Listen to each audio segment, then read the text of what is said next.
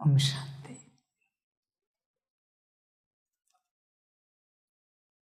मुरली का सार है, मीठे बच्चे, तुम्हारी है रूहानी याद की यात्रा। तुम्हें शरीर को कोई तकलीफ नहीं देनी है। चलते फिरते, उठते बैठते बुद्धि से बाप को याद करो। मीठे बच्चे, मीठे लाडले बच्चे, तुम्हारी है रूहानी याद की यात्रा। बच्चे, चिंतन करना, तुम्हारी यात्रा कैसे चल रही है। रूहानी है ना, याद की, तो कितना याद में स्थित रहते हो। तुम अपने से पूछो, तुम्हारी याद कितनी पक्की है। चेक करो। समझ की बात है बच्चों के लिए। तुम सदा रूह में स्थित रहो, देह में नहीं आओ, रूह में रहो। देह दुख देगा, रूह सुख देगी। तो जो स्वरूप सुख देने वाला है उसी में स्थित रहो। समझ की बात है बच्चे। अपने स्वरूप को देखो। स्वरूप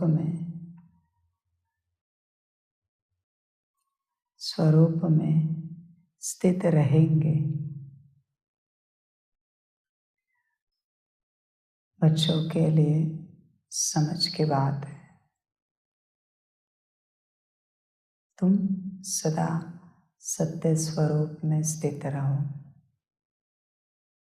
सदा बच्चे जैसे असत्य बन जाओगे, दुख होगा, परेशानी आएगी, दुखी हो जाओगे, समस्याओं से घिर जाओगे। इसलिए बच्चे सदा अपने स्वरूप में स्थित रहो। अपने स्वरूप को चेक करो। तुम सदा अपने स्वरूप में स्थित हो या नहीं हो। चिंतन करो अपने से। असत्य दुख देता है और सत्य सुख देता है। सदा सत्यता में रहो। बच्चे, जब जब दुख अशांति आए, समझ जाना तुम असत्यता में हो। बस सत्यता में आ जाओ, सुख मिलेगा। सत्यता में आओ। बड़ी आनंद की बातें, मौज की बातें पर बच्चों को लेनी चाहिए, करनी चाहिए। समझ है।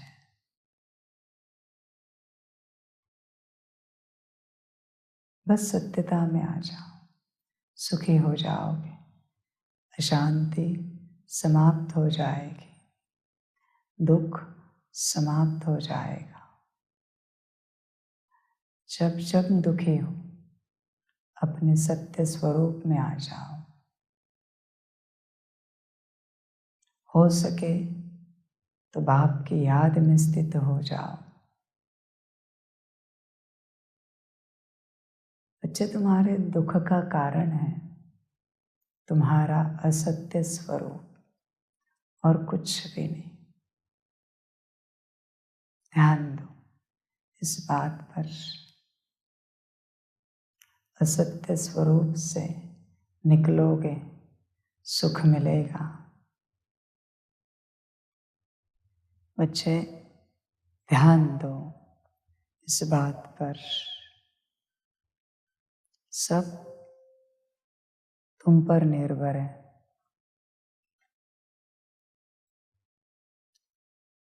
तुम बस अपने सत्य स्वरूप में आ जाओ, सारा खेल बदल जाएगा। सारा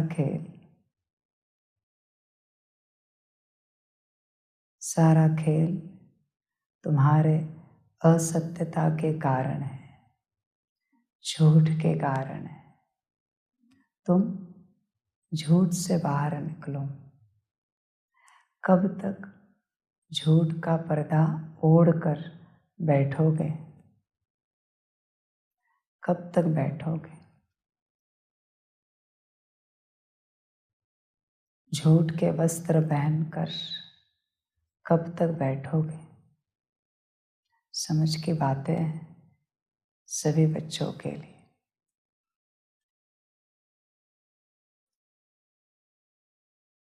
इसलिए बच्चे, सबसे पहली बात, तुम अगर रूह हो तो अपने रोह में आ जाओ, अपने सत्य स्वरूप में आ जाओ। समझ रहे? देखो बच्चे, जब तक तुम अपने सत्य स्वरूप में नहीं हो, तुम्हें अपने में बैठना चाहिए। कोई कार्य नहीं करो, किसी से कोई बात करने नहीं जाओ।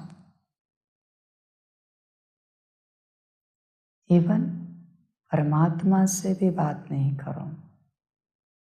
न आकार, न निराकार, न साकार। पहले तुम सत्य स्वरूप में आओ।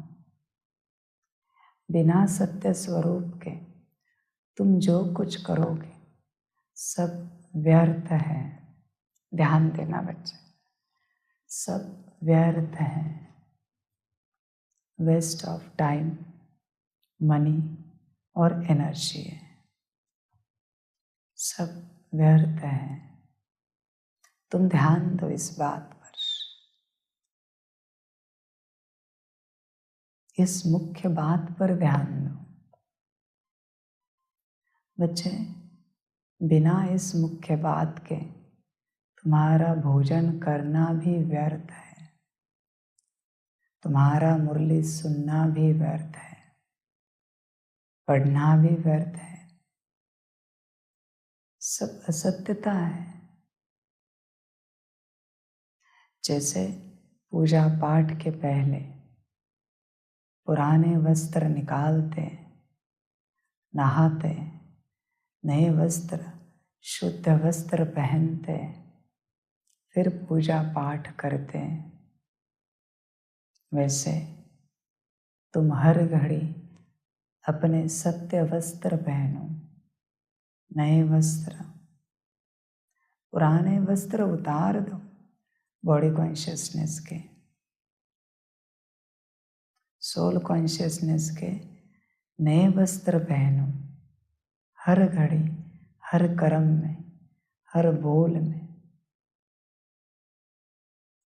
कोई भी बच्चा अगर यह धारणा धारण करे कि कुछ भी बोलने से पहले हम आत्मिक स्थिति में आएंगे, फिर बोलेंगे, तो निश्चित कल्याण होगा।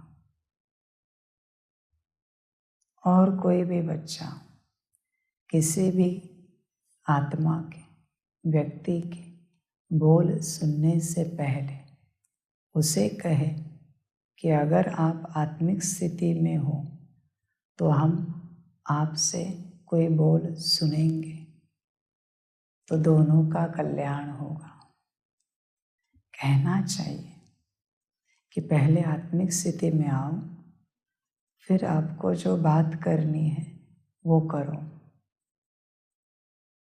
बिना आत्मिक स्थिति के हम आपके किसी भी इंस्ट्रक्शन को नहीं सुनेंगे, क्योंकि वो माया का है। किसी भी बोल को नहीं सुनेंगे। बच्चे ध्यान में रखना,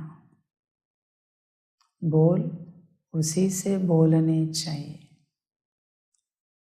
जो आत्मिक स्थिति में है, और बोलते वक्त भी तुम्हें आत्मिक स्थिति में रहना चाहिए। फिर वो तुम्हारे फोन पर बात चले या आमने सामने चले, बोल उसी के सुनने चाहिए जो आत्मिक स्थिति में है, और सुनते वक्त भी आत्मिक स्थिति में रहना चाहिए। पूछो सामने वाले को, क्या आप अपने को आत्मा समझकर अपने मुख द्वारा, शरीर द्वारा यह बोल रहे हो? पूछो किसी को। नहीं बोल रहे तो ऐसे बच्चों के संग में नहीं रहो। बच्चे ध्यान देना, तुम्हारी स्थिति नीचे आएगी। तुम रूहानी यात्रा पर हो ना, तुम ऐसे संग में नहीं रहो। संग तुम्हारा रूहानी ही हो। रूहानी कभी हानि नहीं करता। जिस्मानी मानी और मोचरा खिलाता है, जिस्मानी है, सजा दिलाएगा। ध्यान में रखना बच्चे, हर वक्त कोई तुम्हें भोजन परोस रहा है, पूछो उसे, आप आत्मिक स्थिति में हो? हर कर्म में पूछो एक दूसरे को, और अगर नहीं है तो उन्हें कहो, एक सेकेंड रुको, आत्मिक स्थिति में आ जाओ, फिर कर्म करो। कहो उन्हें, क्योंकि बच्चे बिना आत्मिक स्थिति के सब माया के कर्म हैं जो तुम्हारी ऊर्जा को नष्ट करेंगे। तुम अभी भी चेक करो, तुम आत्मिक स्थिति में बैठे हो? आत्मिक स्थिति में कैसे बैठा जाता है? चेक करो, अपने आप को चेक करो, तुम किस स्थिति में हो इस घड़ी। बच्चे समझ की बात है। आत्मिक स्थिति में कौन याद आएगा? बाप। और जहाँ बाप है वहाँ सब अपने आप है, मौलाई मस्ती रहेगी। इसलिए बच्चे चेक करो, रूहानी याद की यात्रा कितनी है। तुम कौन से स्वरूप में बैठे हो? बच्चे चेक करो, हर घड़ी चेक करो अपने आप को। गफलत नहीं करो, ध्यान दो। तुम रूहानी यात्रा पर हो क्या? सदा। एक दो दिन की बात नहीं, सदा के लिए। एक दो घड़ी की बात नहीं है, सदा के लिए। चेक करो बच्चे, समझ। संग उन्हीं का करना चाहिए जो आत्मिक स्थिति में होते हैं। बाकियों के संग में नहीं रहना चाहिए। शायद तुम मायावी मौज करो बाकियों के संग में, दुनियावी मौज, खाना पीना, नाचना गाना, मौज करना, पर बच्चे इससे कोई उन्नति नहीं होगी। वास्तविक रूप से तुम्हें दिन भर में कुछ भी नहीं बोलना चाहिए, चुप रहना चाहिए।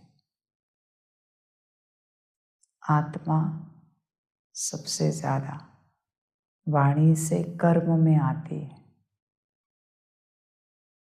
जिनकी वाणी ज्यादा चलती है, ध्यान देना इस बात पर, उनका मन भी बुद्धि भी ज्यादा चलती है।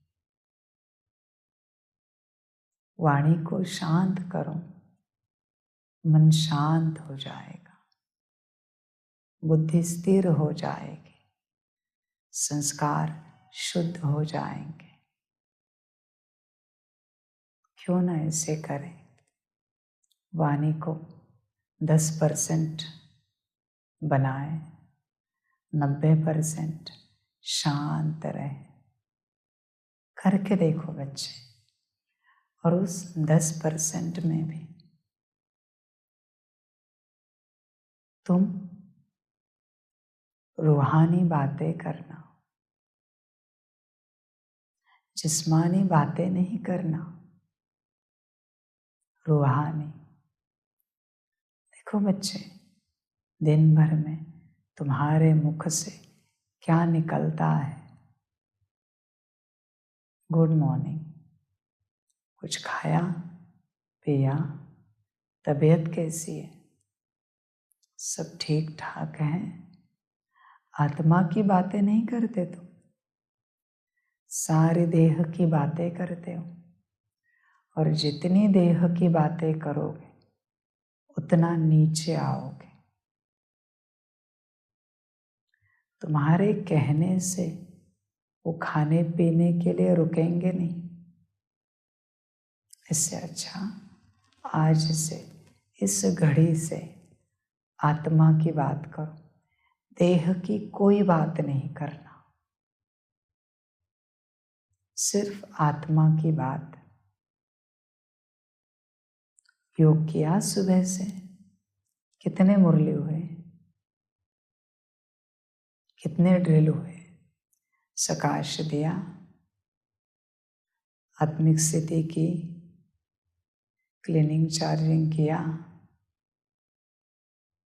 बस इतनी ही बात है।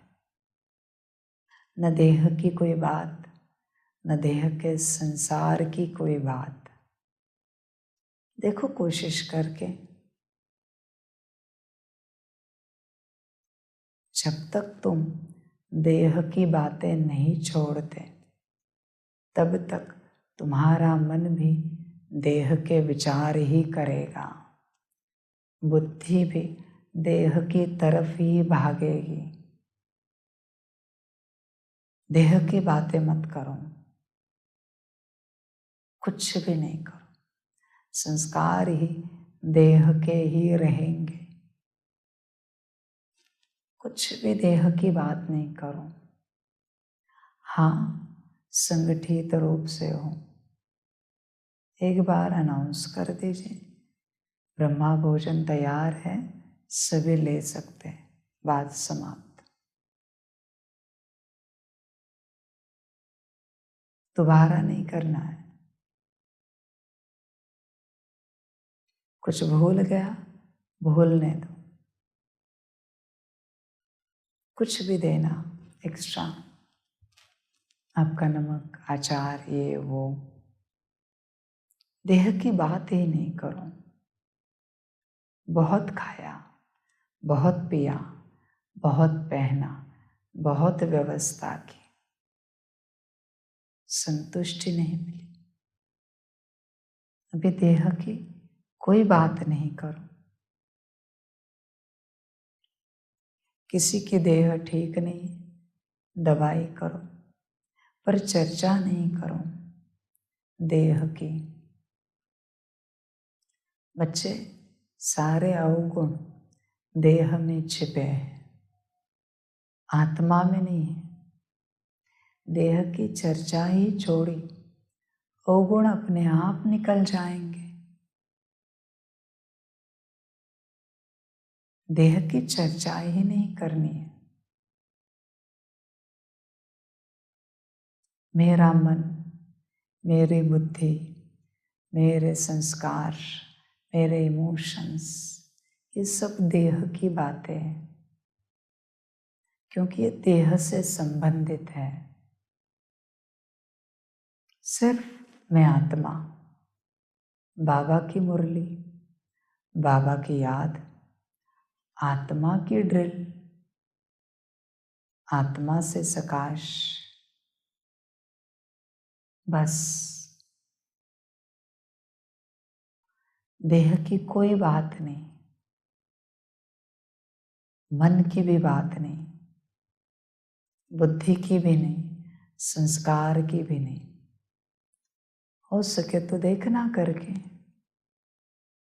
कैसे लगता है। अशुद्ध चर्चा ही नहीं तो आत्मा अपने आप शुद्ध हो जाएगी। तुम आत्मा को शुद्ध करने का प्रयास कर रहे हो, पर चर्चा अशुद्धता की है, देह की, देह के संबंधों की। मेरे माता पिता, पति पत्नी, बच्चे। बच्चे, क्या चर्चा है?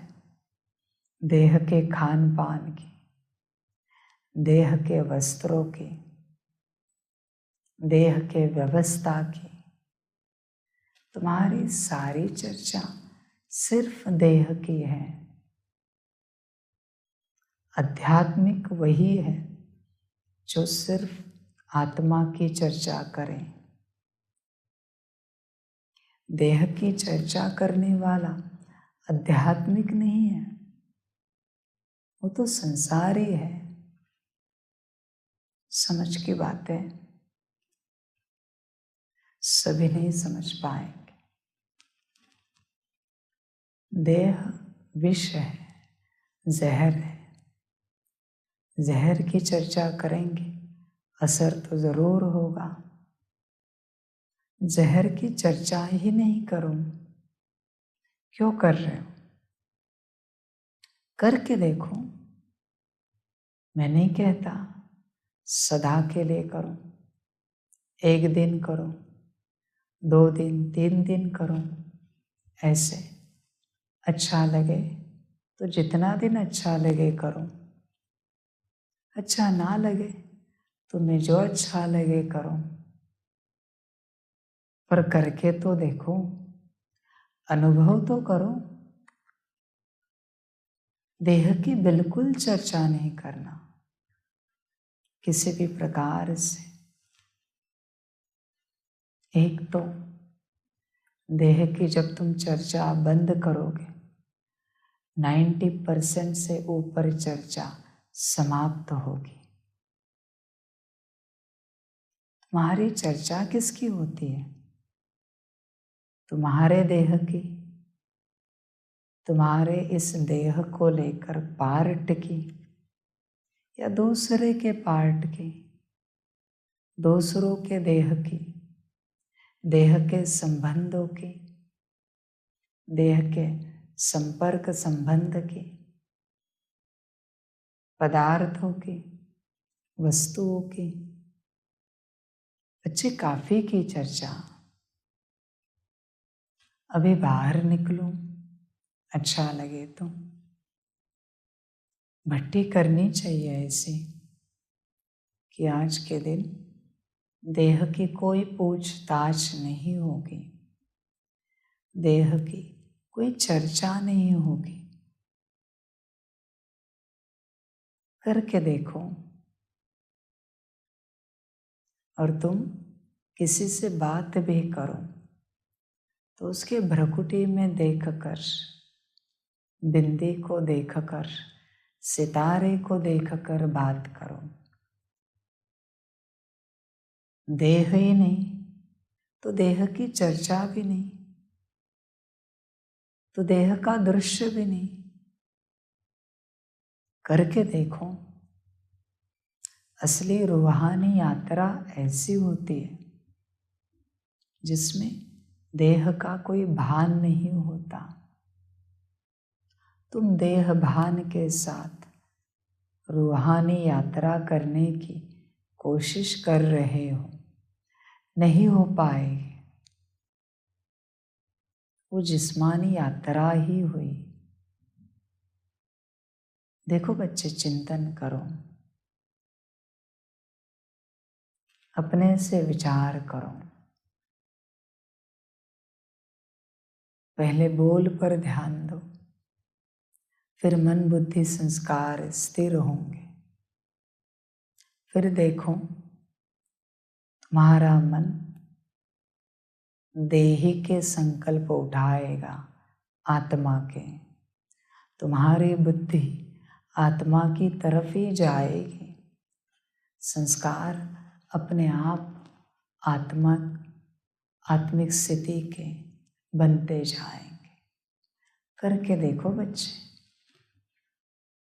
अनुभव करके देखो। तुम जिन तकलीफों से निकलना चाहते हो, अपने आप निकल जाओगे, अपने आप। इसलिए बच्चे, आत्मिक स्थिति की प्रैक्टिस को ज़्यादा करना चाहिए, बढ़ाना चाहिए। उसी पर सारा खेल निर्भर है। हर निवाला आत्मिक स्थिति में जाना चाहिए। हर हलचल देह की आत्मिक स्थिति में ही होनी चाहिए। पलकें भी झपक रही हैं, फिर भी अवेयरनेस होनी चाहिए। मैं आत्मा पलकों को बंद कर रही हूँ, खोल रही हूँ। कोशिश करो बच्चे इस अवेयरनेस में आने की। कोई शब्द सुनो तो तुम आत्मा सुनो, कुछ बोलो तो तुम आत्मा बोलो। कोशिश करो। इसी पर सारा खेल निर्भर है।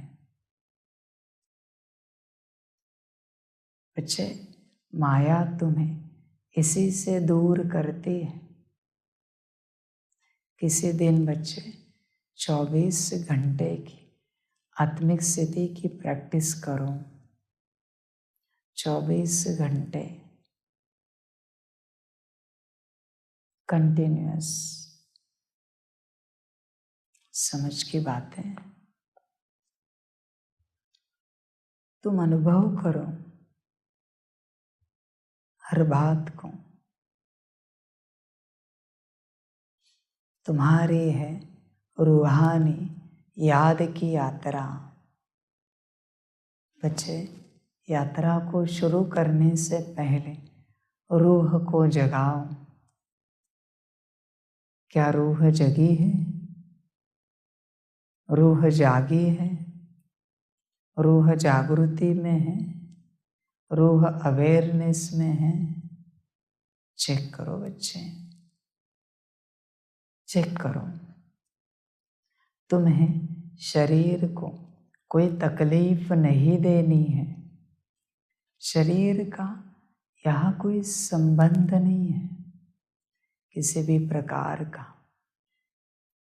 बच्चे, तुम इच्छाओं से, तृष्णाओं से, आशाओं से, संकल्प विकल्प से बाहर निकलना चाहते हो। इसके पीछे मत लगो। तुम बस देह से अलग हो जाओ, ये सब अपने आप ठीक होगा। तुम 5 विकारों से छूटना चाहते हो। जब तक देह के भान में हो, नहीं छूट पाओगे। आत्मभान ही उपाय है जिसको बहुत ही जल्दी सारी बातों से बाहर निकलना है। सारी बातों से कम से कम समय निकाल कर 8 घंटे से ऊपर आत्मिक स्थिति करें। 8 घंटे से ऊपर। बच्चे कोई मजाक नहीं है, समझ है। रोज तुम्हारे पास 24 घंटे होते हैं, रोज तुम उसे समाप्त करते हो। ड्रामा ने संगम के हर रोज के 24 घंटे तुम्हें दिए हैं। तुमने क्या किया? अगर सफल नहीं किए ना, उसका भी बोझा चढ़ेगा।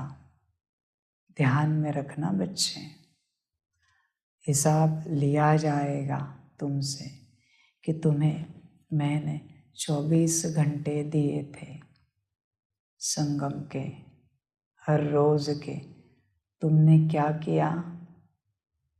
क्या 8 घंटा बाप को याद किया? नहीं किया। अभी सजा खाओ। हिसाब लिया जाएगा बच्चे,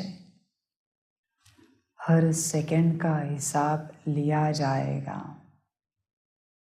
जैसे तुम्हें लगता है ना, किसी ने नल ऑन रखा, पानी जा रहा है तो बंद करें। बिजली चालू रखी, पंखा लाइट, तो तुम्हें लगता है ना बंद करें, बिल बढ़ेगा। वैसे तुम्हें 24 घंटे दिए हैं, उसका भी हिसाब बिल तुमसे लिया जाएगा।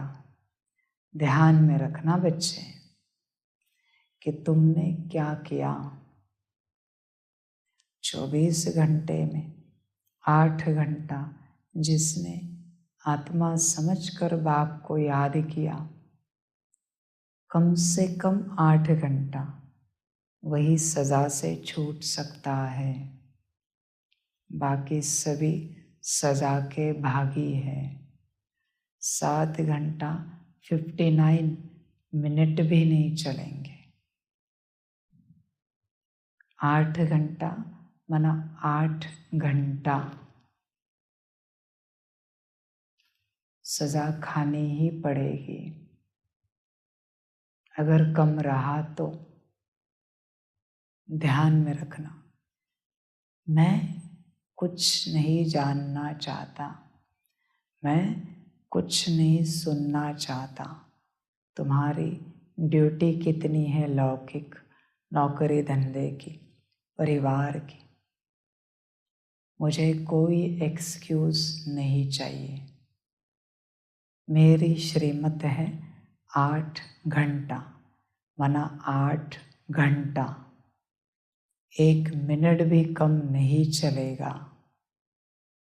वचन ध्यान में रखना, वरना सजा खानी पड़ेगी।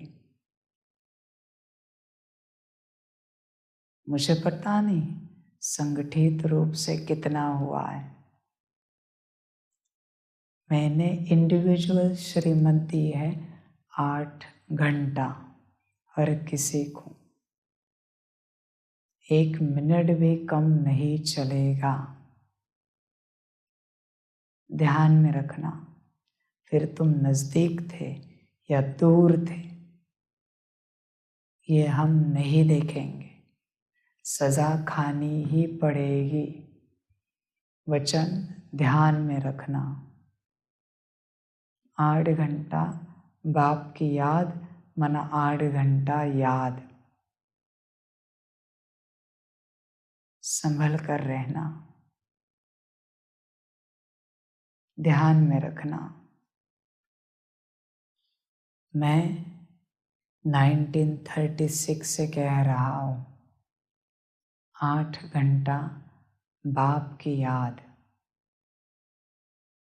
ध्यान में रखना। 8 घंटा अगर नहीं हुआ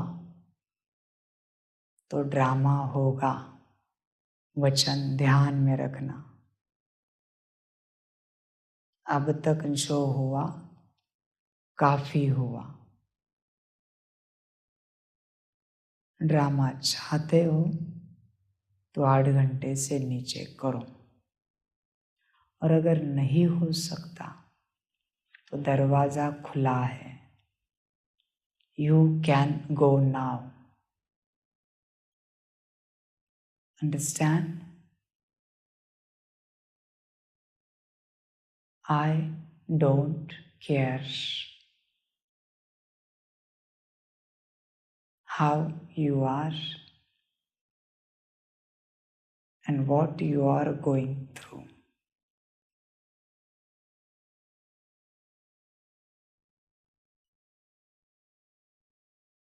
This is my last warning.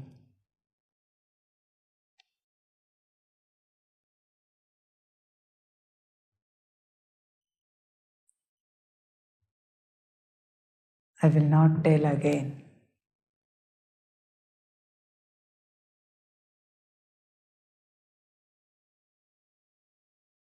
You will be responsible for your drama. What will happen?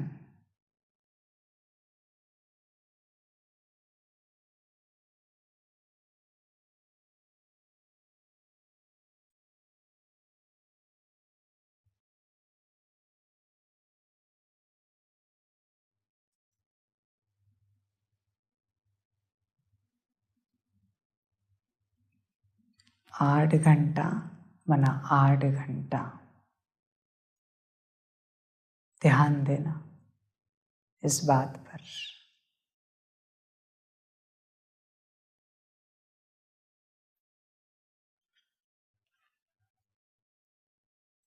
तुम्हें शरीर को कोई तकलीफ नहीं देनी है। चलते फिरते, उठते बैठते बुद्धि से बाप को याद करो। मैं ये नहीं कहता बैठे रहो, चलते फिरते करो, उठते बैठते करो, नहाते धोते करो, काम काज करते करो। पर 8 घंटा मना 8 घंटा ही चाहिए।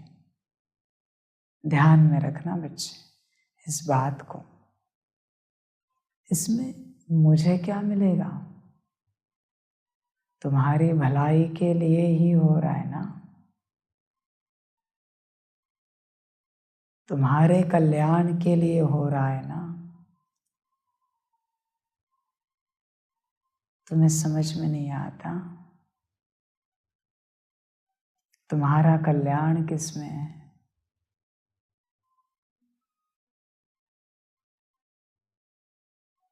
इतने भी परवश नहीं होना कि अपना कल्याण भूल जाओ। क्यों कठिन लगता है? है कोई आप में ऐसा बच्चा, है कोई जो कहे मुझे कि बाबा आज से जब तक परिवर्तन ना हो हम मौन में रहेंगे। अगर हमारा पार्ट 111 तक है तो एक अक्षर भी मुख से नहीं बोलेंगे। है किसी में दम? है किसी में ताकत? बहुत अच्छा। 111 तक मुख से एक शब्द भी ना बोले। बहुत अच्छा।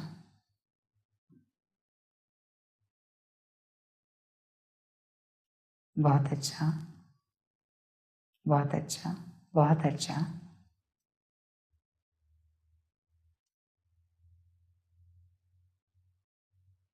हिम्मत लगती है। ना अभी भी तुम्हें देह में आना है ना,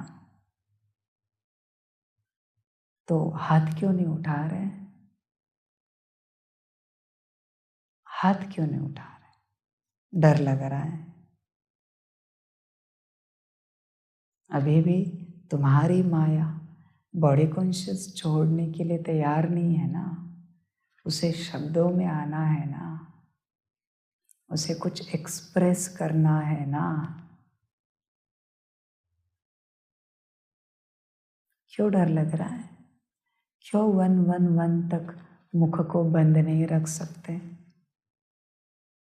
संकल्प नहीं, कट करते सब तरफ से। अभी अगर ड्रामा ने तुम्हें गूंगा बनाया तो फिर लगेगा बाप को वचन दिया होता तो अच्छा होता। फिर लगेगा ना।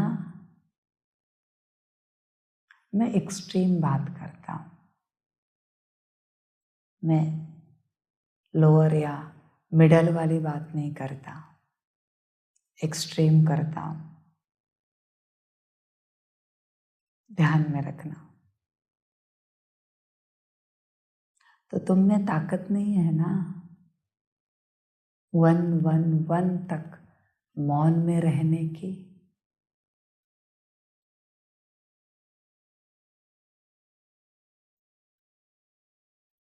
समझ के बाद बहुत अच्छा,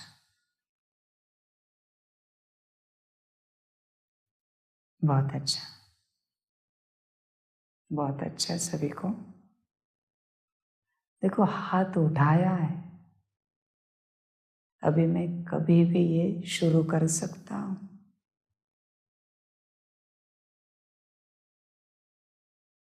कभी भी वचन दिया है तुमने, और ईश्वर को दिया हुआ वचन कभी तोड़ना नहीं, भारी पड़ेगा। ध्यान में रखना। ठीक है, अभी जब तक मैं ना कहूं वाणी में नहीं आना है, एक भी अक्षर नहीं बोलना है, किसी से भी नहीं बोलना है, मुझसे भी नहीं बोलना है, एक भी अक्षर। खुद से भी नहीं बोलना है।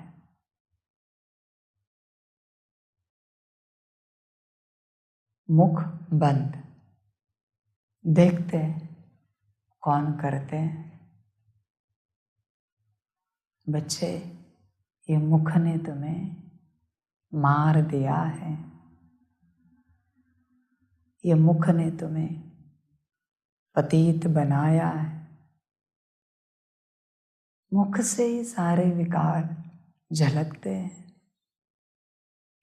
मुख से। मुख के बाद कर्मों में आते हैं। मुख ठीक रखो। योगी सन्यासी क्यों जंगल में भाग जाते हैं? मुख के कारण। उन्हें किसी से बात नहीं करनी है, इसलिए जंगल में भाग जाते हैं। कर्मों से कोई नहीं छूट सकता, कर्म तो करने ही पड़ते, पर मुख बंद रखो। मुख की बीमारी होती है, मुख बंद रखते हो ना, तो समझ जाओ मुख नहीं चला सकते, बात खत्म हो गई। मुख बंद तो मन बुद्धि संस्कार परिवर्तन। तुम्हें सूत्र पता नहीं है इसका। तुम तुम्हारे मुख से जो बोलते हो वो तुम्हारा मन सुनता है और उसी को वो सत्य मानता है। ध्यान में रखना। किसी और के बोल सुनकर तुम्हारे कानों द्वारा मन सत्य मानेगा या नहीं मानेगा गारंटी नहीं है। इवन मेरे बोल सुनकर भी वो सत्य मानेगा या नहीं मानेगा गारंटी नहीं है। पर तुम जो बोलते हो वो उसके लिए लक्ष्मण रेखा है। सत्य माना सत्य ही है, क्योंकि तुम्हारा मन जानता है कि तुम कभी असत्य नहीं बोलोगे। इसलिए तुम असत्य बोलो मुख से या सत्य बोलो, उसके लिए वो सत्य ही है। तुम जो मुख से बोलते हो वही धारणा होती है। तुम्हारी बुद्धि भी उसी पर निश्चय करती है जो तुम मुख से बोलते हो। तुम्हारे बुद्धि का भरोसा किसी और के मुख पर नहीं है, तुम्हारे मुख पर है। ध्यान में रखना, तुम्हारे संस्कार भी वही बनते हैं जो तुम मुख से उच्चारण करते हो। इसलिए मौन परिवर्तन का सबसे बड़ा शस्त्र है। मौन ध्यान में रखना। मौन में जो परिवर्तन होता है वो किसी में नहीं हो सकता। जब तक मुख का मौन नहीं होगा तब तक मन का मौन नहीं होगा। जब तक मन का मौन नहीं होगा तब तक संस्कार मौन में नहीं जाएंगे। जब तक संस्कार और मन मौन में नहीं जाता, बुद्धि मौन में नहीं जाएगी। और जब तक तीनों मौन में नहीं जाते, आत्मा जागृत नहीं होगी। तीनों को, मुख सहित चारों को मौन में जाना आवश्यक है। समझ जाए। पहले शरीर स्थिर होना चाहिए तपस्या में, भले 1 मिनट के लिए, पर हाथ पैर हिलने नहीं दो, गर्दन हिलने नहीं दो। आंखें भले हल्की पलके झपके, पर सिर हिले नहीं, आंखें हिले नहीं। शरीर जैसे स्थिर होगा, वाणी बंद होगी, मन बुद्धि संस्कार स्थिर हो जाएंगे। ध्यान में रखना।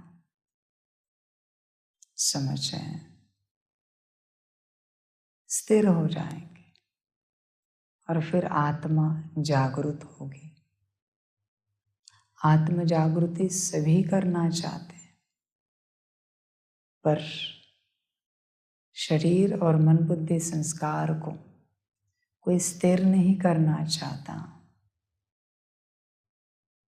बच्चे, पहले तूफान शांत हो जाए, फिर तुम सागर के तले में जा सकते हो। तूफान में थोड़ी कोई गोता लगाता है सागर में। पहले बाहरी तूफान शांत हो जाए। समझ आए? इसलिए बाहरी तूफान शांत करो, कोशिश करो। मेरी कोई ज़बरदस्ती नहीं, 8 घंटे के लिए भी कोई ज़बरदस्ती नहीं कि तुम करो ही। बस मैंने वार्निंग दे दी, मेरा पार्ट पूरा हुआ।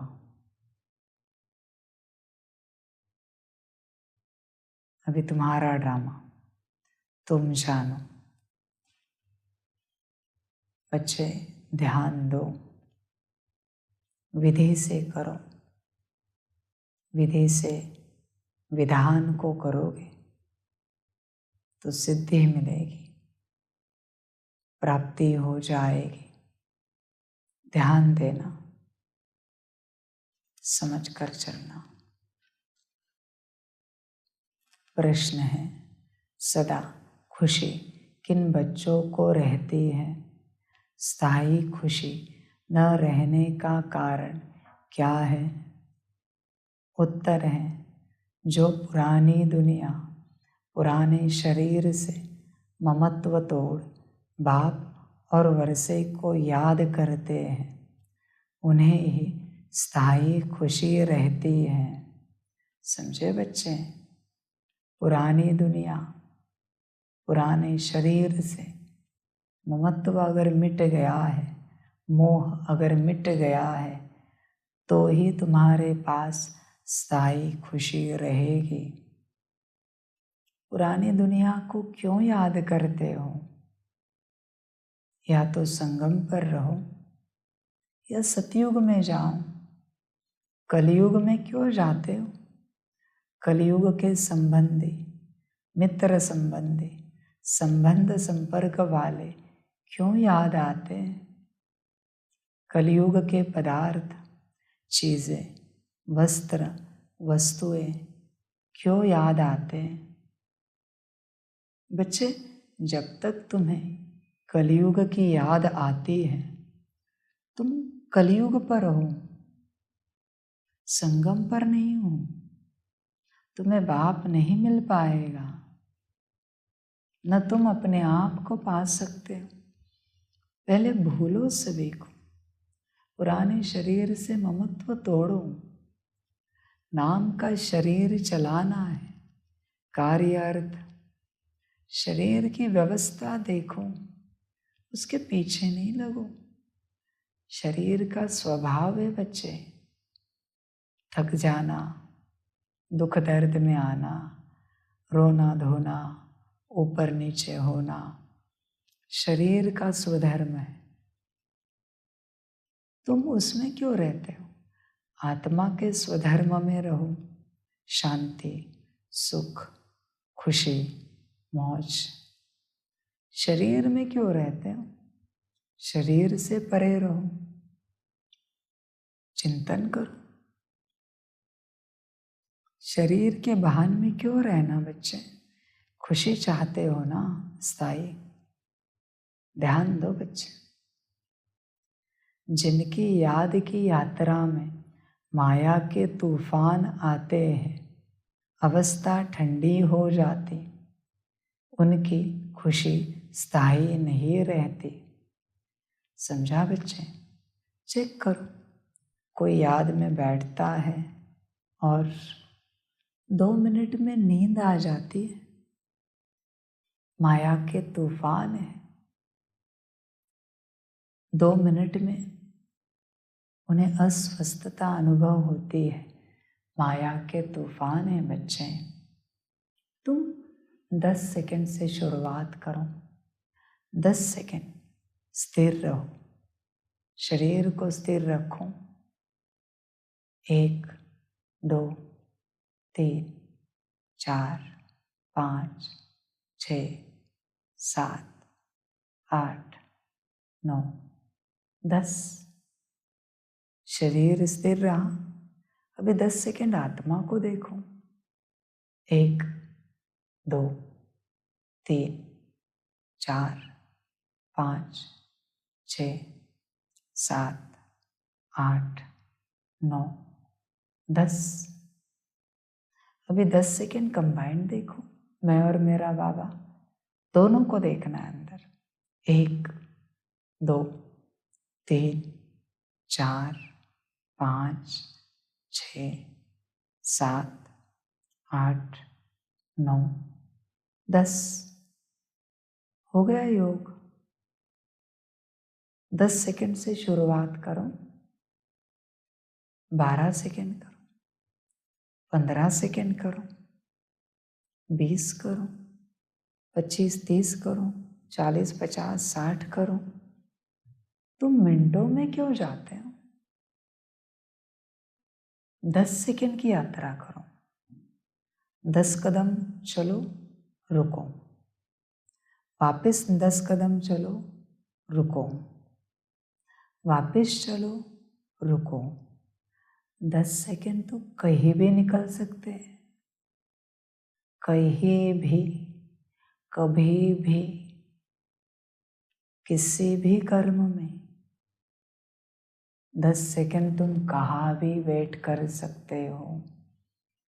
भोजन की थाली भी आई सामने, चाय की प्याली भी आई सामने, 10 सेकंड मैं और मेरा बाबा, तुम काउंट करो, बाहर का काउंटर मत लगाओ, तुम 1 से 10 काउंट करो अपने मन के। तुम माया का काउंटर मत लो, अपना काउंटर लगाओ। 10 सेकेंड, घड़ी घड़ी 10 सेकेंड, थोड़ा स्थिर बैठे 10 सेकेंड, थोड़ा खड़े रहे 10 सेकेंड, थोड़ा चले 10 सेकेंड। देखो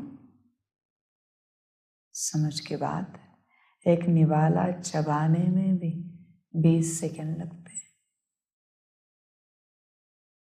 25 सेकेंड लगते हैं, चबाने में भी 30 सेकेंड लगते हैं। उस 20, 25, 30 सेकेंड में 10 सेकेंड याद करो, हो गया 10 ही सेकेंड।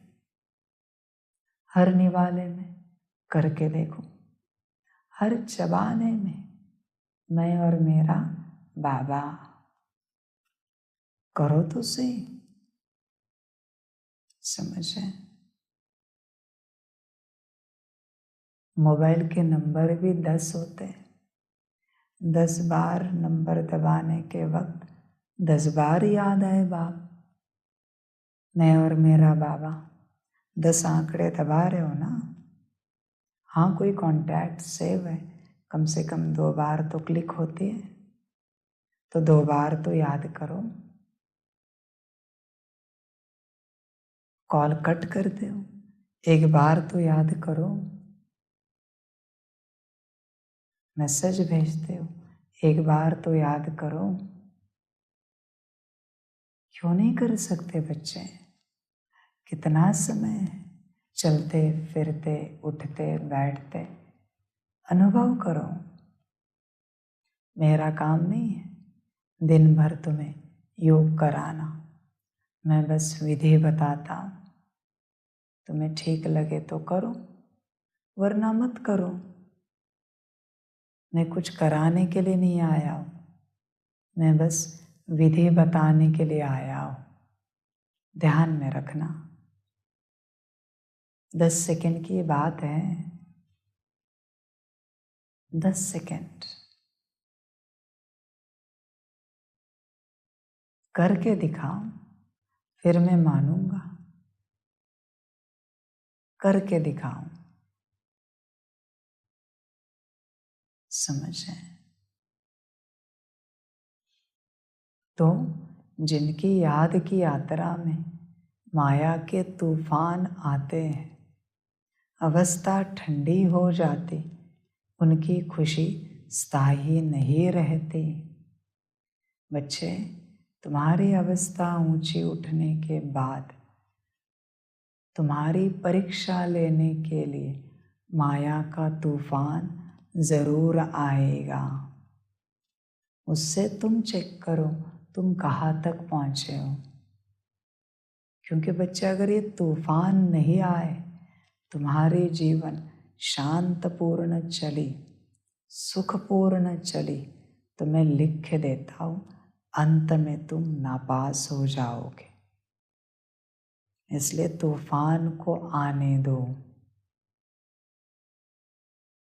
पता तो चले तुम्हारी नाव कितनी मजबूत है, पता तो चले नाव कैसी है। इसलिए तूफान को आने दो। किसी के पास तूफान आए और वो अगर कंप्लेन करे कि हमें शांतपूर्ण चलना है, सुखपूर्ण चलना है, ये तूफान नहीं चाहिए, तो मैं वरदान देता हूँ, जिसको चाहिए वो लो। मैं वरदान देता हूँ, तूफान नहीं आएंगे पर अंत में मरोगे। अंत में मरोगे, ये मेरे वचन है। जिसको चाहिए वरदान लो। मैं सुखी जीवन का, शांत जीवन का वरदान दे रहा हूँ। साथ में दूसरी उंगली खड़ी है महाकाल की। राइट हैंड से बाप वरदान दे रहा है, लेफ्ट हैंड से महाकाल वार्निंग दे रहा है। जो चाहिए लो, जिसको चाहिए लो। सुखपूर्ण जीवन चाहिए, शांतपूर्ण चाहिए, लो। मरने के लिए तैयार रहो, अंत में अभी सुख से जियो। बच्चे ध्यान में रखना, हमेशा संगम पर वरदान चाहिए ना बाप से, तो एक ही वरदान मांगना कि बाबा अंत तक हमारी जीवन दुख में ही रखना, अंत में हमें अशांत ही रखना, दुखी ही रखना, ताकि तेरी याद पक्की रहे। सुख में हम तुम्हें भूल जाते हैं, इसलिए अंत तक हमारे जीवन में किसी न किसी प्रकार का दुख कायम रखना। संपूर्ण सुख कभी नहीं देना, या तो सारे दुख रखना पर सुख को मेरे पास नहीं आने देना।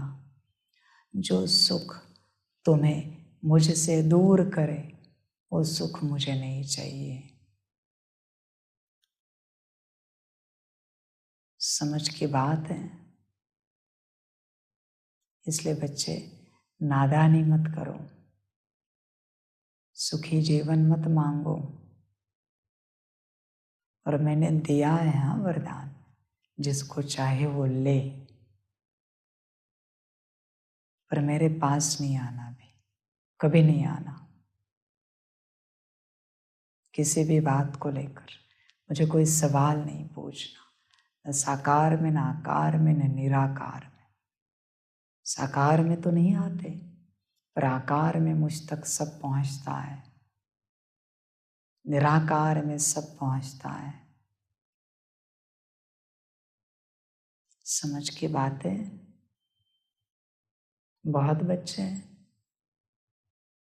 बाप को समझ के क्या रखा है तुम लोगों ने? साकार में बाप क्या तुम्हारे कार्मिक अकाउंट सेटल करने के लिए बैठा है? जो तुम्हें लगा और उठाया, यहाँ फोन लगा दिया, बाबा ये हुआ वो हुआ। तुमने समझ के क्या रखा है बाप को? तुम मिलो मुझे वतन में, फिर मैं दिखाता हूँ तुम्हें मैं कौन हूँ। यहाँ मैं ड्रामा में बंधा हुआ हूँ, आकार में मैं ड्रामा से मुक्त हूँ, फिर मैं तुम्हें ड्रामा दिखाता हूँ। तुम्हारे कार्मिक अकाउंट और उत्तर मुझसे मांग रहे हो। योग करना नहीं होता, स्थिति बनानी नहीं होती। तुम्हारे कर्मों की लेन देन जिनके साथ चल रही है, वो भी मेरे बच्चे हैं, तुम भी मेरे बच्चे हो। मैं किसी में पार्टिसिपेट नहीं कर सकता, ध्यान में रखना। जो कुछ है तुम्हारे कर्मों का बोझा है, मुझे सवाल मत पूछो और बोझा मत बिठाओ मुझे सवाल पूछकर। ध्यान में रखना, वरना भयानक बोझा बैठेगा। साकार का काम है सिर्फ ज्ञान देना। यहाँ पर साकार किसी के झंझट में नहीं जाता, साकार से यहाँ किसी का कोई संबंध नहीं है। ध्यान में रखना, तुम्हारे जो संबंध है वो आकार निराकार से है। समझ की बात है। और तुम आत्मा परमात्मा का सवाल भी साकार को नहीं पूछ सकते। जो साकार का पार्ट होगा वो तुम्हें ज्ञान मिलेगा, उससे न कम मिलेगा न ज़्यादा मिलेगा, इसलिए कुछ भी नहीं पूछ सकते। ध्यान में रखना, कोई सवाल तुम लेकर यहाँ नहीं आ सकते। मैं कोई गुलाम नहीं हूँ तुम्हारा, ध्यान में रखना। बाप को समझ के क्या रखा है? ज़्यादा लाड़ प्यार में आए हो, सारा उतार दूंगा, समझ के चलना। सम्मान करना सीखना। मैं सम्मान देता हूँ, इसका मतलब तुम कुछ भी करोगे। लाड़ प्यार देता हूँ, इसका मतलब तुम कुछ भी सवाल भेजोगे। तुमने समझ के क्या रखा है?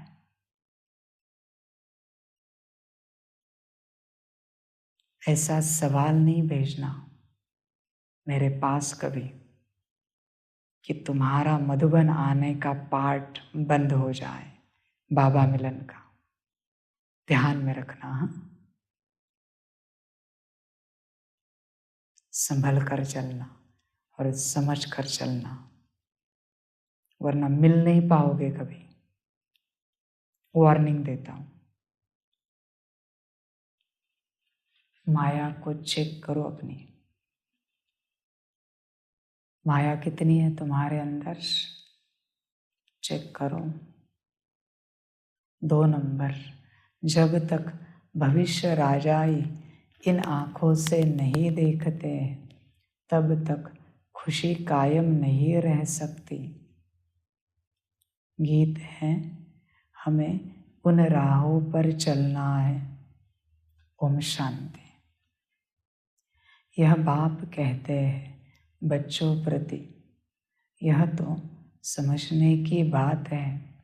इतने बच्चे सिवाय प्रजापिता ब्रह्मा के और किसके होते नहीं। श्री कृष्ण को कभी प्रजापिता नहीं कहा जाता।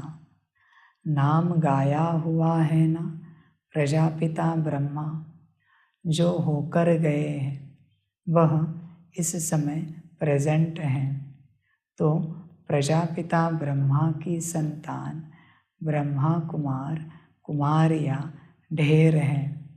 यह है प्रजापिता ब्रह्मा की औलाद। तो ज़रूर प्रजापिता ब्रह्मा का भी कोई बाप होगा ना। बच्चे जानते हैं हमारा दादा परमपिता परमात्मा शिव हैं।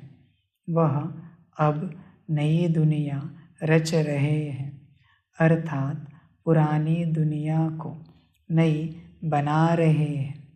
इस पुरानी दुनिया में यह तन भी पुराने हैं। नई दुनिया में सतो प्रधान नए तन होते हैं। वह कैसे होते हैं? देखो इन लक्ष्मी नारायण को, यह है नई दुनिया के नए तन। इन्हों की महिमा भारतवासी जानते हैं। यह स्वर्ग, नई दुनिया, नए विश्व के मालिक हैं। नई दुनिया जो थी वह अब पुरानी है। 84 जन्म लेने पड़ते हैं ना, इनका भी पूरा हिसाब है। कौन पूरे 84 जन्म लेते हैं? सब तो नहीं लेते।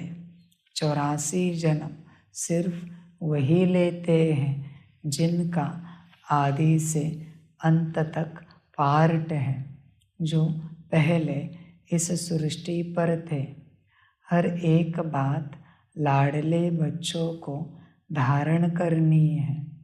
यहाँ कोई मनुष्य को नहीं समझाते। यह तो निराकार परमपिता परमात्मा मनुष्य तन में बैठ समझाते हैं। बलिहारी उनकी है, वह नहीं समझाते तो हम कुछ भी नहीं जानते। हम तो बिल्कुल तुच्छ बुद्धि थे।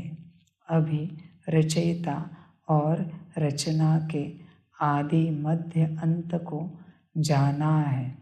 हु इस बेहद ड्रामा में सबसे मुख्य पार्टधारी कौन कौन है? यह अविनाशी बना बनाया ड्रामा है। गाते भी हैं, बनी बनाई बन रही। गायन भक्ति मार्ग में करते हैं, परंतु यह अभी समझाया जाता है कि यह ड्रामा का खेल कैसे बना हुआ है। बाप बैठ समझाते हैं, लाडले बच्चे, यह तो तुम जान गए हो कि तुमको यात्रा पर चलना है।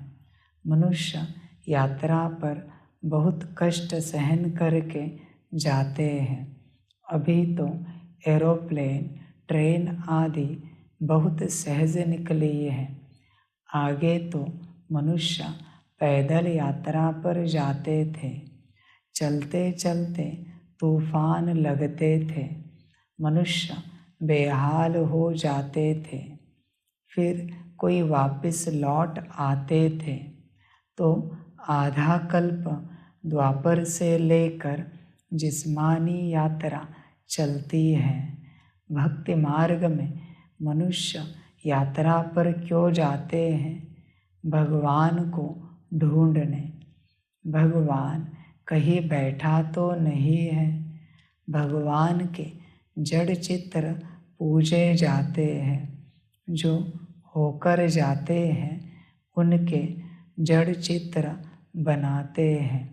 चैतन्य में तो भगवान मिल न सके। शिवलिंग आदि यह सब जड़ चित्र है। जड़ चित्रों को देखने के लिए यात्रा करते हैं। यह एक भक्ति मार्ग की रस्म है। जानते हैं, परंतु कोई की भी बायोग्राफी को नहीं जानते कि यह कौन है, कब आए थे। शिव जयंती मनाई जाती है, परंतु उनको भी जानते नहीं। आजकल तो इस उत्सव को भी उड़ा दिया है, क्योंकि इनका नाम रूप आदि प्राय लोप होना ही है। अभी तुम जानते हो, ऊंचे ते ऊंच ज्ञान का सागर सुख का सागर है। सागर से अभी हमको ज्ञान मिल रहा है। वही बेहद का बाप अभी प्रैक्टिकल में है। अमरनाथ भी शिव बाबा है ना, दिखाते हैं, बर्फ का लिंग बन जाता है। मनुष्यों को ठगने के लिए गपोड़े तो बहुत लगाए हैं, तो उस जिस्मानी यात्रा पर तकलीफ बहुत होती है। यह है रूहानी यात्रा। इसमें शरीर की कोई तकलीफ नहीं है। तुम बच्चे समझते हो, हम बेहद के बाप के बच्चे हैं। भक्ति मार्ग में जन्म जन्मांतर याद करते आए हैं। अब स्मृति आई है। बाप कहते हैं, तुम 63 जन्म ढूंढते ढूंढते उतरते गए। पहले एकदम कड़ी नौधा भक्ति करते हैं, फिर भी दुनिया को तमो प्रधान तो जरूर होना है। झाड़ वृद्धि को पाता है जरूर। एक भी मनुष्य वापस मेरे पास आ नहीं सकते। नाटक में सबको अपना पार्ट बजाना है। सतो रजो तमो में आना है। नंबर 1 का ही मिसाल लो। नंबर 1 लक्ष्मी नारायण सतो प्रधान थे, अब तमो प्रधान है, जिसमें ही फिर शिव बाबा ने प्रवेश किया है, क्योंकि इनको ही फिर नंबर 1 बनना है। फिर प्लस में माँ को रखते हैं। माताओं को लिफ्ट देनी होती है। पहले लक्ष्मी फिर नारायण, माताओं का नाम ऊंचा किया जाता है। माता सदैव पतिव्रता होती है, पुरुष कभी पत्नीव्रता नहीं होते हैं। वंदे मातरम कहा जाता है। इस समय तुम बाप के बने हो तो तुम हो जाते हो ब्रह्मा कुमार कुमारी। माता गुरु बिगर कभी किसका उद्धार होता नहीं। गुरु तो बहुत ढेर के ढेर है, फिर भी कलयुग घोर अंधियारा हो गया है। कितने गुरु गोसाई हैं, कहाँ कहाँ हरिद्वार आदि में उन्हों के मंदिर बने हुए हैं। नहीं तो वास्तव में मंदिर उनको कहा जाता है जिसमें देवताएं होते हैं। सन्यासी लोगों का कभी मंदिर नहीं होता है। मंदिरों में तो देवताएं ही रहते हैं, क्योंकि उन्हों की आत्मा और शरीर दोनों पवित्र हैं। इन महात्माओं की भल आत्मा पवित्र है, परंतु शरीर पवित्र मिल नहीं सकता, क्योंकि तत्व भी तमो प्रधान है। अभी तुम देवता बन रहे हो। बनाने वाला है परमपिता परमात्मा। यह है सतो प्रधान संन्यास, वह है रजो प्रधान संन्यास। यह बाप के सिवाय कोई सिखला न सके। तो बाबा ने समझाया है कि वह है जिस्मानी यात्रा, यह है रूहानी यात्रा। इसमें कर्मेंद्रियों का कोई काम नहीं, कुछ भी तकलीफ की बात नहीं है, बहुत सहज है। वह जिस्मानी यात्रा अनेक प्रकार की है, यह रूहानी यात्रा एक ही है। यह है राजाई के लिए यात्रा। यह लक्ष्मी नारायण का चित्र सामने खड़ा है। दुनिया थोड़े ही जानती है कि इन्होंने यह राजयोग की यात्रा कर यह पद पाया है। तुम बच्चे जानते हो इन्होंने यह प्रारब्ध कैसे पाई। कोई ऊपर से नई आत्माएं तो नहीं आई जिनको भगवान ने राजाई दे दी। नहीं, इन्हों को पुराने से नया बनाया हुआ है, जिसको रिजुवनेट व कायाकल्पतरु कहा जाता है। तो बाप बैठ समझाते हैं। इन्होंने रूहानी यात्रा की थी। राजयोग बल की यात्रा से यह बने। बाप राजयोग और ज्ञान सिखाने आते हैं। तो अब तुम्हारी यात्रा चल रही है।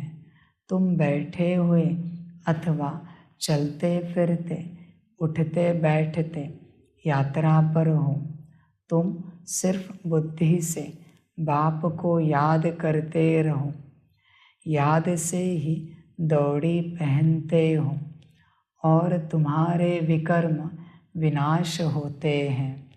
जितना जल्दी विकर्म विनाश होंगे, उतना जल्दी बाप के गले का हार बनेंगे। तुम अब वह 4 धाम आदि नहीं करते हो। वह सब भक्ति मार्ग के जिस्मानी तीर्थों पर जाए, वहाँ से फिर लौट आकर घर में विकर्मी बनते हैं। जितना समय यात्रा पर रहते हैं, उतना समय निर्विकारी रहते हैं। आजकल तो हरिद्वार में जाकर देखो, पंडे लोग बड़े गंदे रहते हैं। लोग यात्रा पर जाते हैं, तो पवित्र रहते हैं और वहाँ के रहवासी पंडे लोग अपवित्र रहते हैं। तुम्हारी यात्रा कितनी स्वच्छ है, कुछ भी धक्का आदि नहीं खाना है।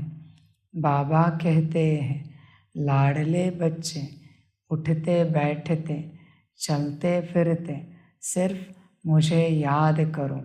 कैसे? बैठो याद में, 1 2 3 4 5 6 7 8 9 10 ऐसे घड़ी घड़ी 1 से 10 करते रहो। घड़ी घड़ी यात्रा लगी रहे। यही तुम्हारी यात्रा है, यही तुम एक एक कदम चल रहे हो। घड़ी घड़ी किसी चीज़ की आवश्यकता नहीं। घड़ी घड़ी 1 to 10 10 कदम चलो। घड़ी घड़ी 10 सीढ़ियाँ चढ़ो। घड़ी घड़ी मुख को बंद रखो, कर्मों को समेटो। घड़ी घड़ी 10 सेकंड के लिए स्थिर हो जाओ।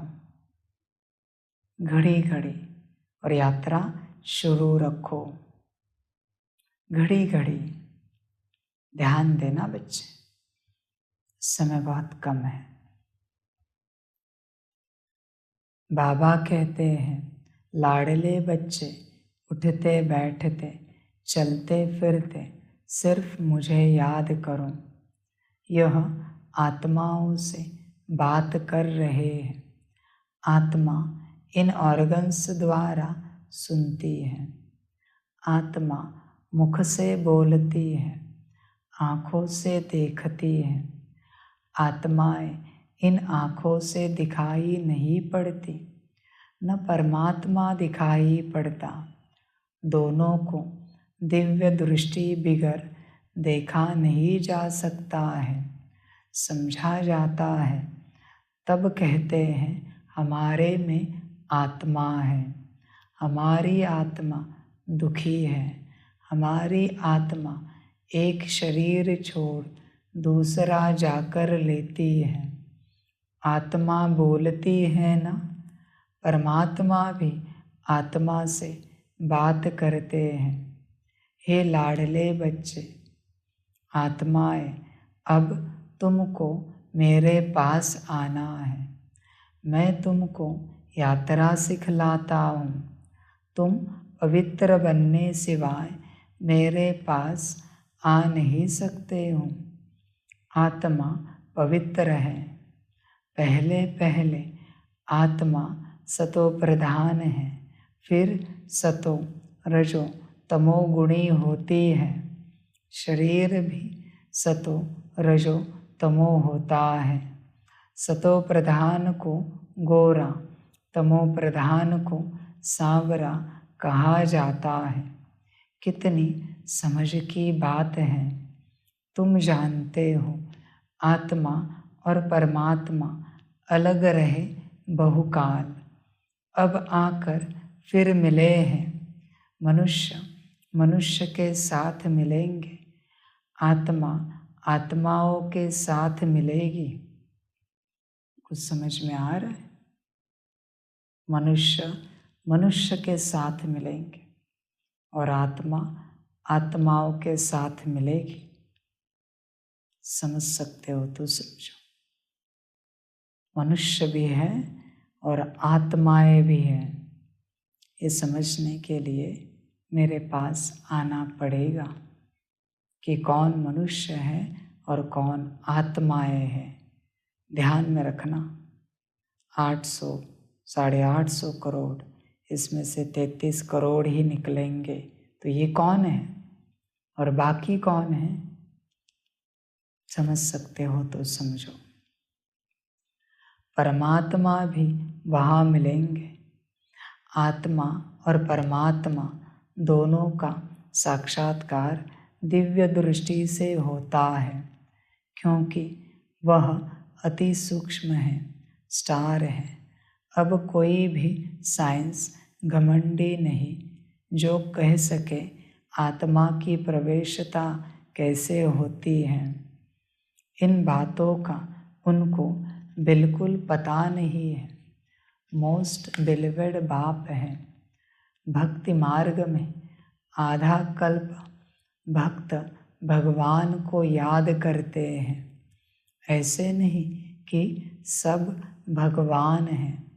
सब भगवान हो तो भक्त आराधना वंदना साधना क्यों करते, किस लिए करते? सभी मुक्ति जीवन मुक्ति चाहते हैं क्योंकि यह दुखी है। चाहते हैं शांति हो, परंतु विचारों को यह पता नहीं है कि शांति धाम किसको कहा जाता है, मुक्ति कहाँ होती है, यह भी नहीं जानते। कहने मात्र सिर्फ कह देते हैं कि पार निर्वाण गया, जानते कोई भी नहीं है। अब तुम बच्चे यात्रा पर हो। बाप कहते हैं बच्चे संभल संभल कर चलना है। तूफान तो बहुत आएंगे, तुम याद करने की कोशिश करेंगे, माया बुद्धि योग तोड़ देगी। बच्चे ऐसा क्यों निश्चय नहीं करते तुम कि जब भी तूफान आएगा, दुख आएगा, तुम याद और बढ़ाओगे उसी क्षण? ऐसे क्यों नहीं करते? जब भी दुखी हो जाओ, बैठो ट्रांसलेट के सामने और तब तक याद में बैठो जब तक तुम दुख आने से पहले जो सुखी थे ना, उससे दुगना सुखी ना हो जाओ। तब तक योग में बैठो। क्यों नहीं करते? क्यों दुख का कारण खोज रहे हो? क्यों अपने अंदर कमी देख रहे हो? क्यों दूसरों के अंदर कमी देख रहे हो? क्यों ड्रामा को ब्लेम कर रहे हो? तोहफा समझो याद का, दुख, और बैठो याद में। उत्तर क्यों खोज रहे हो? ड्रामा है। ड्रामानुसार तोहफा आया है तूफान का, अभी हमें याद में बैठना है। क्यों नहीं समझते तुम? वो दुख समाप्त करने के पीछे मत लगो। वो ड्रामा अनुसार, पार्ट अनुसार, कर्मों अनुसार आया है। उसे जब तक रुकना है रुकेगा, जब जाना है चला जाएगा। तुम उसे मत देखो, तुम बाप को देखो। दुख को क्यों देखते हो? बाप को देखो। दुख को देखने वाले बदनसीब हैं और बाप को देखने वाले ही खुश नसीब हैं। तुम किसे देखते हो? तुम चेक करो, दुख को या बाप को। अच्छे चेक करो।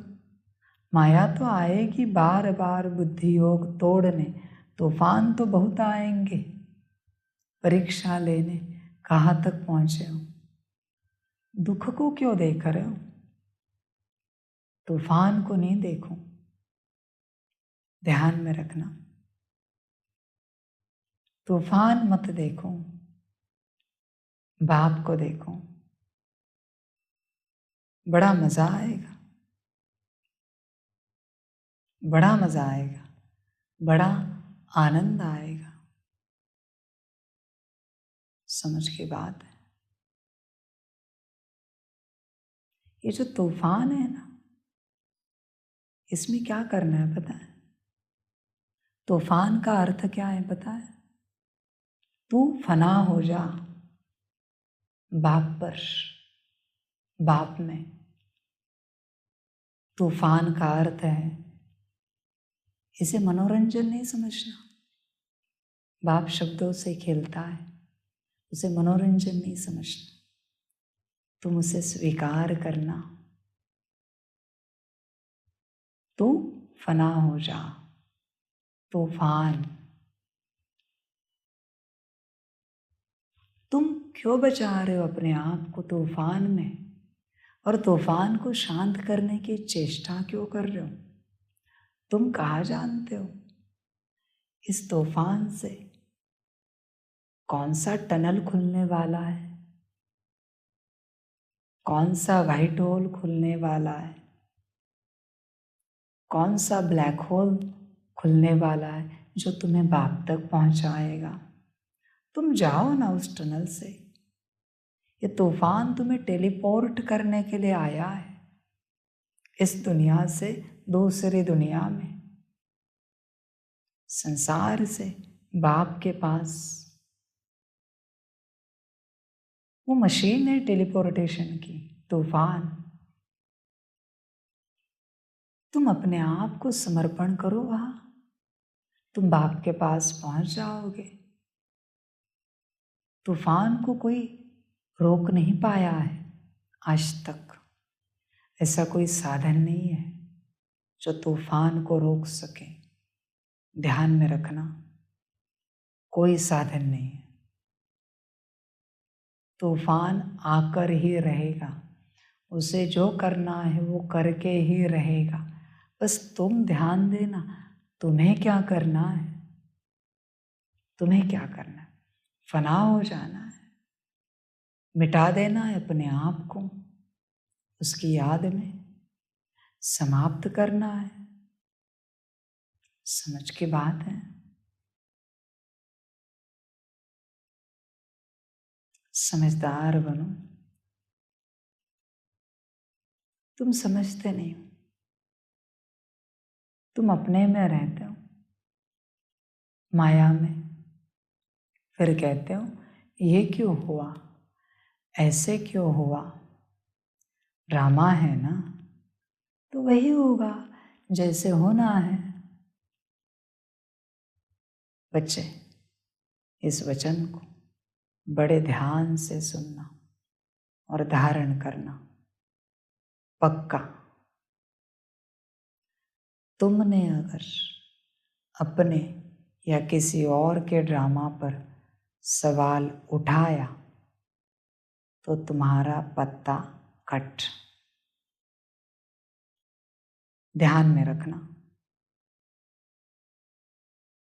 ध्यान में रखना इस बात को। हाँ, अगर तुमने सवाल उठाया कि ऐसे क्यों हुआ, इमोशनल हुए, उनके आधे कार्मिक अकाउंट में तेरे सिर पर डालूंगा।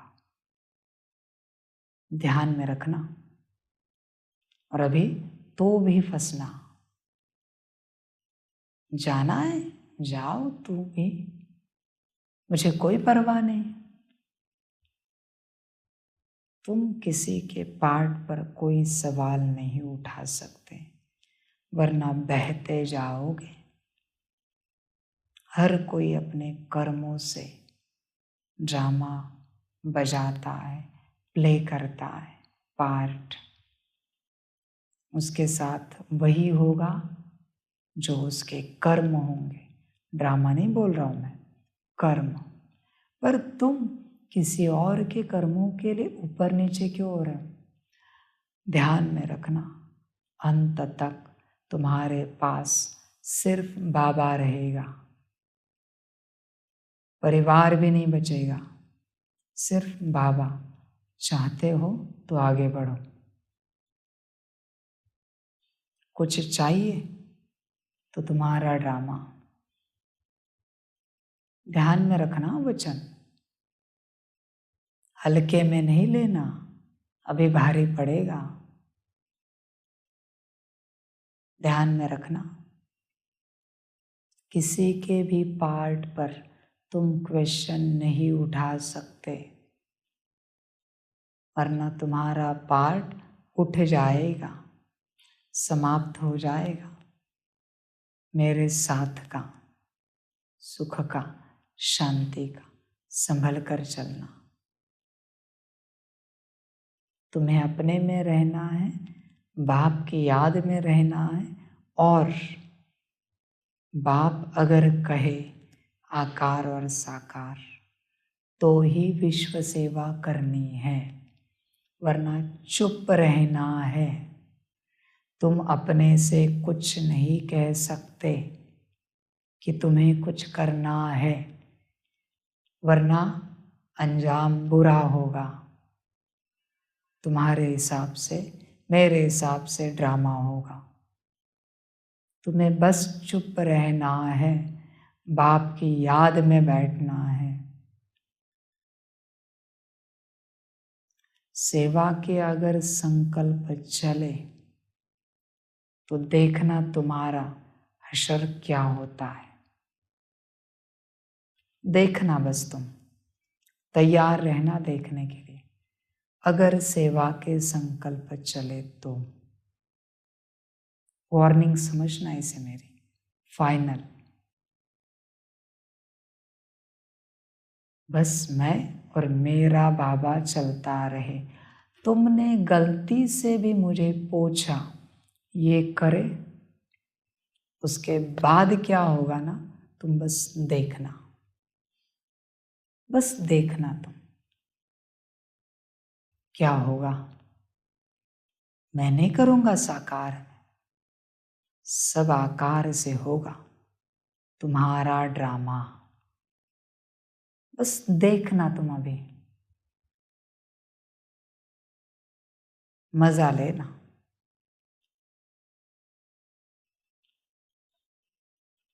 तूफान तो बहुत आएंगे, तुम याद करने की कोशिश करेंगे, माया बुद्धि योग तोड़ देगी। फिर वह अवस्था ठंडी हो जाती है, खुशी का पारा हट जाता है। नहीं तो खुशी का पारा स्थायी रहना चाहिए। इन आँखों से वह राजाई देखते हैं तो खुशी कायम रहती है। यहाँ तुम बुद्धि योग से जानते हो कि राजाई मिलती है। राजाई के लिए हम पढ़ रहे हैं, इन आँखों से नहीं देखते हो, इसलिए माया घड़ी घड़ी भुला देती है। बाबा कहते हैं गृहस्थ व्यवहार में रहते हुए कमल फूल समान रहो। पुरानी दुनिया, पुराने शरीर, सबसे ममत्व तोड़ते जाओ। एक बाप को याद करो। पहले तुमको बाप के पास जाना है, फिर नई दुनिया में आना है। बाप और वर्षे को याद करो। फिर जब हम यहाँ आएंगे तो वह होगी प्रारब्ध, उसको याद नहीं करेंगे। अभी हम पुरुषार्थ करते हैं भविष्य प्रारब्ध पाने के लिए। यहाँ मनुष्य पुरुषार्थ करते हैं यहाँ की आजीविका के लिए। हम भविष्य की आजीविका के लिए पुरुषार्थ करते हैं। गृहस्थ व्यवहार में रहते फिर यह कोर्स भी उठाना है, नॉलेज को धारण करना है। फिर तुमको पुरुषार्थ नहीं करना होगा। वह तुम पुरुषार्थ नहीं करते, प्रारब्ध भोगते हो। तुम जानते हो हम भविष्य बनाते हैं, वहाँ प्रारब्ध भोगेंगे। वहाँ याद नहीं रहती कि हम प्रारब्ध भोगते हैं। फिर तो पुरुषार्थ भी याद पड़े। पुरुषार्थ और प्रारब्ध दोनों ही भूल जाते हैं।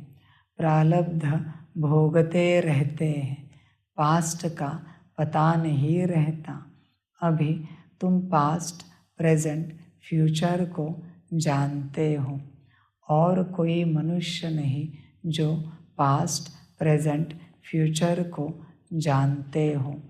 इसको कहा जाता है त्रिकालदर्शी। बाबा ने रूहानी यात्रा और जिस्मानी यात्रा का कंट्रास्ट भी अच्छी रीति समझाया है। जिस्मानी यात्रा जन्म जन्मांतर करते आए, यह रूहानी यात्रा है एक जन्म की। स्वर्ग में जाएंगे फिर लौटकर इस मृत्यु लोक में आना नहीं है। अच्छा, मीठे मीठे सिकिलदे स्वदर्शन चक्रधारी बच्चों प्रति माता पिता बाप दादा का याद प्यार और गुड मॉर्निंग। रूहानी बाप की रूहानी बच्चों को नमस्ते।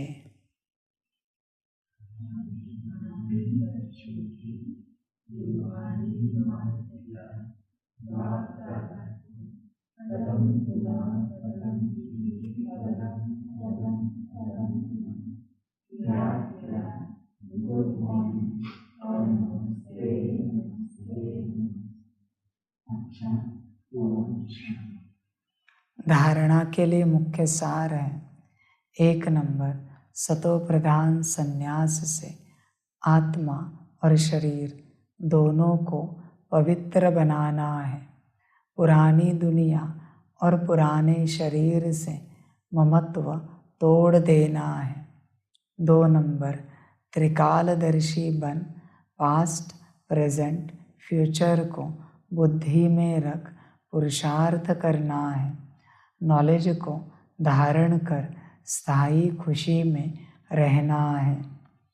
वरदान है, पुराने हिसाब किताब को समाप्त कर संपूर्णता का समारोह मनाने वाले बंधन मुक्त भव।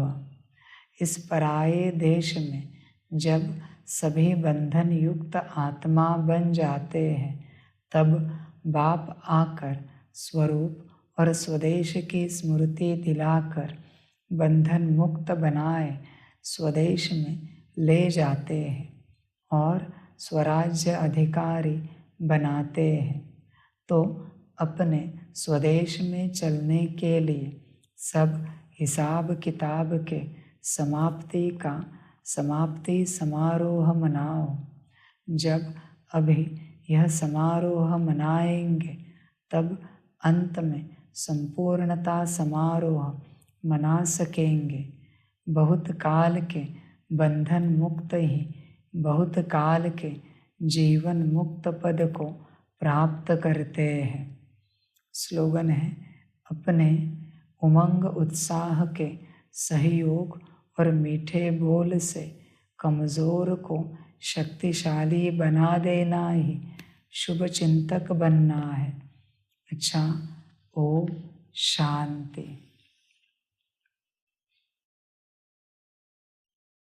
सभी बच्चों के लिए माता पिता बाप दादा और शिव बाप की तरफ से टोली स्वीकार हो।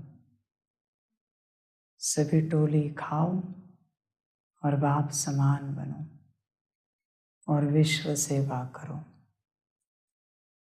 अच्छा, ओम शांति।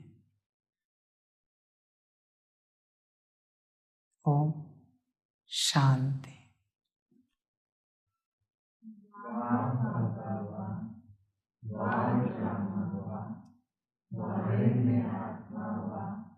वाहे मेरा भाग्य हुआ, वाहे मेरा ईश्वरीय परिवार हुआ, वाहे में स्वराज का अधिकारी आत्मा।